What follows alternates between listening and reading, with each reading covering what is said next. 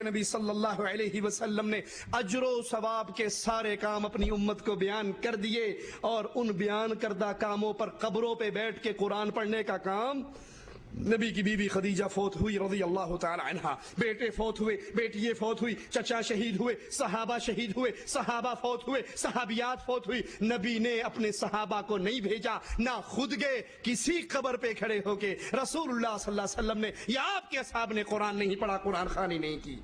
اگر سمجھتے ہیں اور یاد کیجئے، ابو داؤد میں ہے، ایک صحابی نے اللہ کے نبی صلی اللہ علیہ وسلم سے آ کر کہا تھا مقام بوانا پر کچھ اونٹ اللہ نام پہ ذبح کرنا چاہتا ہوں، سنیے اے نبی کا کلمہ پڑھنے والوں، نبی کے سوال سنیے۔ آپ نے دو سوال کیے اپنے صحابی سے، مقام بوانا جہاں تو اونٹوں کو ذبح کرنا چاہتا ہے، پہلے سوال کا جواب یہ دے کہ ابھی کسی دور میں وہاں پر کوئی بت تو نہیں تھا، مشرکوں کا بت تو نہیں تھا؟ کہا نہیں یا رسول اللہ صلی اللہ علیہ وسلم۔ کہا وہاں کہیں کسی بابے کی کوئی عید مشرکین کی تو نہیں منائی جاتی تھی؟ کہا نہیں اللہ کے نبی، عید بھی نہیں تھی۔ آپ نے کہا اگر وہاں بت بھی نہیں تھا، وہاں پہ عید بھی نہیں تھی، تو جاؤ اپنی نظر کو پورا کر لو، اور اگر وہاں پہ بت ہوتا یا عید ہوتی، میلہ اور عرس ہوتا، تو نبی اہل ایمان کو اللہ نام پر بھی وہاں ذبح کرنے کی اجازت نہ دیتے۔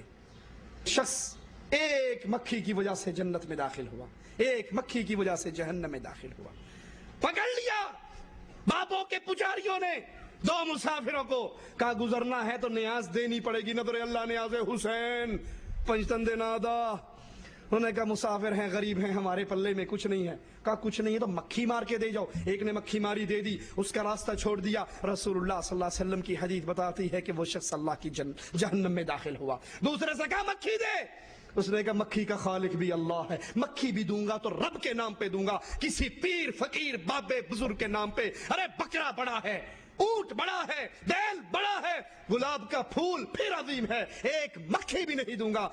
قتل کر دیا، جو مکھی نہ دے کر قتل ہوا یہ سیدھا رب کی جنت میں داخل ہو گیا۔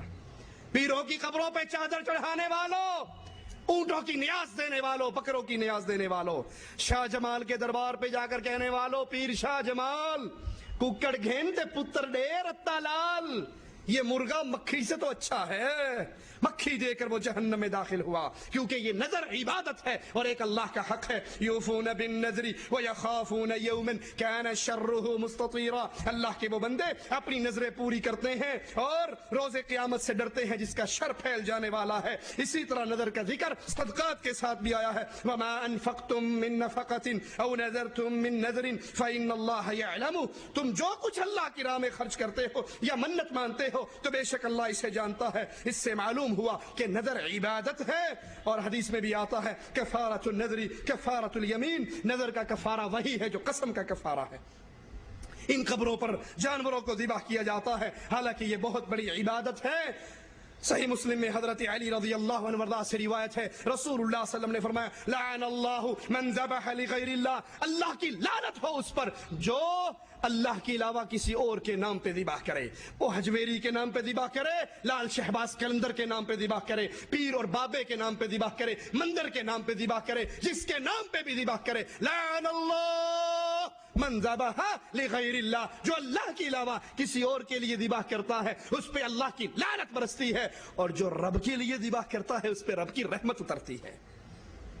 انما حرم عليكم الميتة والدم ولحم الخنزير وما اهل به لغير الله، اللہ نے تم پر مردہ، خون، سور کا گوشت اور ہر اس جانور کو حرام کر دیا جسے غیر اللہ کے نام پہ ذبح کیا جاتا ہے۔ 9 محرم کو حسین کے نام پہ ذبح ہونے والا گوشت لینے والوں کہتے ہیں بیٹا یہ پڑوسی ہے، محرم کا گوشت لایا ہے، شبرات کے کنڈے لایا ہے، لے لو کوٹھے تے سٹ دیا جی، نہ کھایا جیل، اگر نہ لوگے تو دوستی خراب ہوگی۔ تو لے کر کوٹھے پہ پھینکے گا، تیرے بیٹے کہیں گے ابا جان لے لیا کرتے تھے، چھپ کے کھا بھی لیا کرتے تھے، کھا لو۔ غیرت ایمان یہ ہے جو غیر اللہ کے نام کی چیز ہے، وہ 11ویں کا دودھ ہو، وہ بی بی فاطمہ کی سن کے ہو، وہ کسی حضرت کے دربار پر تقسیم ہونے والا دودھ ہو، کہو یہ غیر اللہ کے نام پر ہے، سور سے زیادہ حرام ہے، اہل توحید اس کو قبول۔ تم ڈرتے ہو ان سے دوستی خراب ہو گئی، ارے اگر مشرکوں سے محبتیں بڑھ گئی تو رب سے دوستی خراب ہو گئی تو پھر کیا کرو گے؟ دعا مانگنا اور فریادیں کرنا انہی قبروں پہ کی جاتی ہیں. مزارات پہ حاضری دینے والوں کی اکثریت کا عقیدہ ہے جس کا بھی مولا علی علی ہے اس کو کسی چیز کی پرواہ نہیں ہے. سب بولتے ہیں یہاں علی علی، دم مست قلندر علی علی، زہرادہ بابا علی علی. یہ پنجتنی پاک کا علم پاک لگا ہوا ہے اور سیون کی نگری ہے، یہ مالک کی نگری ہے. اس نگری میں جو بھی علی کا حبدار ہے وہ آتا ہے جاتا ہے، دل کی امیدیں پاتا ہے اور اپنی ساری خواہش پوری. لال شہباز قلندر کا بھی ایک حاجی کہتا ہے جس کا مولا علی ہے، جس کا پنجتن پاک ہے، اس کو کسی اور کی کوئی فکر. مولا علی مالک ہے، اللہ اللہ خیر صلی اللہ، ہمارا علی ہے، جو کچھ کرے گا ہمیں منظور ہے. وہ ان کو حاجت روا سمجھتے ہیں، نفع نقصان کا مالک سمجھتے ہیں. اور قرآن کیا کہتا ہے؟ وَمَنْ أَضَلُّ مِمَّنْ يَدْعُو مِن دُونِ اللَّهِ مَنْ لَا يَسْتَجِيبُ لَهُ إِلَى يَوْمِ الْقِيَامَةِ وَهُمْ عَنْ دُعَائِهِمْ غَافِلُونَ. اس سے بڑا گمراہ کون ہے جو اللہ کو چھوڑ کر ان کو پکارتا ہے جو ان کی پکار کبھی نہیں سنتے. اور قیامت کے دن وَهُمْ عَنْ دُعَائِهِمْ غَافِلُونَ، قیامت کے دن ان کی دعاؤں سے یہ غافل ہو جائیں گے، یہ انکار کر دیں گے. یا علی مدد کے نعرے لگانے والوں، لال شہباز قلندر کی آواز بلند کرنے والوں، شہباز کرے پرواز جانے راز دلا دے، یہ آوازیں لگانے والوں، قرآن بتاتا ہے قیامت کے دن تمہاری اس پکار کا انکار ہو جائے گا. ان الذین تدعون من دون اللہ عباد امثالکم، اے لوگو جن کو تم اللہ کے علاوہ پکارتے ہو یہ تم جیسے انسان ہیں، تم جیسے بندے ہیں. ایک اور مقام پہ غور کیجئے، یا ایھا الناس ضرب مثل فاستمعوا له. اے لوگو ایک مالک مثال بیان کرتا ہے، غور سے سنو. ان الذین تدعون من دون اللہ لن يخلقوا ذبابا وَلَوِ اجْتَمَعُوا لَهُ، جن کو تم اللہ کے علاوہ پکارتے ہو، وہ بابا شہباز ہو، اجمیر کا ہو، اجمیر کا ہو، سنو یہ ایک مکھی کو بھی پیدا وَلَوِ اجْتَمَعُوا لَهُ، بغداد کے سارے پیر آ جائیں، بریلی والا بھی آ جائے، کوفے والے بھی آ جائیں، ملتان والے بھی آ جائیں، وہ جو سورج کو سوا نیزے پہ لے آیا تھا شاہ شمس ڈولہ تبریز، وہ بھی آ جائے، یہ سارے اکٹھے ہو جائیں، ایک مکھی کو پیدا نہیں پیدا کر سکتے. وَإِن يَصْلُبْهُمُ الذُّبَابُ شَيْئًا لَا يَسْتَنْقِذُوهُ مِنْهُ. یہ تو بڑی بات ہے مکھی پیدا کرے. ان ساروں کو بلا کر ان کے سامنے حلوہ شریف رکھ دو، یہ پیر اور بابے حلوے کی طرف ہاتھ بڑھائیں. ان سے پہلے اللہ کی پیدا کر دی ایک مکھی اپنے حصے کا حلوہ شریف لے لے. یہ سارے بابے ٹیلوی لالن تے مکھی کو لکھو،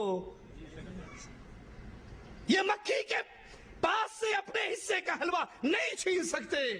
ضعف الطالب والمطلوب، جو پکار رہا ہے یہ بھی کمزور ہے، جس کو پکارا جا رہا ہے وہ بھی کمزور ہے. طاقتوں والا کون؟ ایک اللہ عز و جل ہے. جن کو تم پکارتے ہو ان کی کیفیت قرآن سے سنیے. وَلَا يَمْلِكُونَ لِأَنفُسِهِمْ ضَرًّا وَلَا نَفْعًا وَلَا يَمْلِكُونَ مَوْتًا وَلَا حَيَاةً وَلَا نُشُورًا. یہ اپنی جان کے نفع نقصان کے مالک نہیں، یہ موت اور حیات کے مالک نہیں، اور دوبارہ زندہ کرنا بھی ان کے اختیار میں نہیں. لال شہباز قلندر کے دربار کا حج کرنے والا ایک حاجی کہتا ہے یہاں ایک بہت بڑا سانپ ہے جس کو لال شہباز قلندر نے حکم دیا اور وہ سانپ پتھر کا بن گیا اور ابھی تک پتھر ہے. اے تخت تلے تندور ہے جتھے سرکار نے ایک روٹی لائی 1.25 لاکھ ولیاں نو اتھے دعوت دیتی سی، اور تلے سانپ جنوں سپ نو سرکار نے پتھر بنا دیتا ہے. ایک مسواک بھی ہے لال شہباز قلندر کے دربار پہ جس کی لمبائی 12 فٹ ہے اور موٹائی اس کی موٹائی 2 بندے مل کے جھپا ڈالیں تو وہ تب بازو میں آئے گی. اے بابا جی پتہ نہیں کردہ کی میں سی، لا حول ولا قوت. اور وہاں کے مجاور کہتے ہیں یہ مسواک اس کے نیچے ایسی جگہ ہے کہ لیٹ کے گزرا جاتا ہے، جو اس کے نیچے سے گزر جائے، اولاد نہیں تھی تو اولاد ہو جائے گی، رزق نہیں تھا تو وہ مل جائے گا، ساری مصیبتیں اس کی دور ہو جائیں گی. آج قبروں کے پجاری، قبروں کے طواف کرنے والے بیت